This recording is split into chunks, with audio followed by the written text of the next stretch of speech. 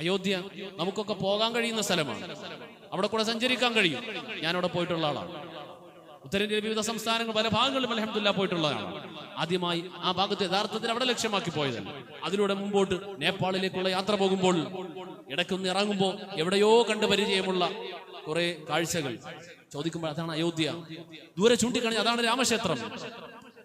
നോക്കുമ്പോ സുബ്ഹാനല്ലാഹ്, പണ്ടെവിടെയോ കേട്ട സരയൂ നദിയുടെ തീരത്ത് കാവിപ്പടയുടെ പേക്കൂത്തുന്ന പാട്ടൊക്കെ കേൾക്കുന്ന അന്ന് കണ്ടിരുന്ന കാഴ്ചകളാണ് കാണുക.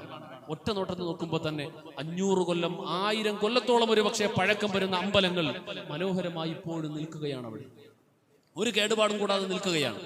ഈ വിവാദം പറയുന്നതിന്റെ പരിസരത്ത് ഇപ്പോഴും നിൽക്കുകയാണ്. ഞാൻ ചിന്തിച്ചുപോയി, ബാബറും മുഗളന്മാരും മുസ്ലിം ഭരണാധികാരികളും അമ്പലങ്ങളോട് ഇത്രമാത്രം അരിശമുള്ള ആളുകളായിരുന്നെങ്കിൽ ഇതര വിശ്വാസികളെ പ്രതിഷ്ഠകളോടും ആരാധനാ കർമ്മങ്ങളോടും ഇത്രയും അരിശമുള്ള ആളായിരുന്നുവെങ്കിൽ അവർ ഈ അമ്പലങ്ങൾ അങ്ങനെ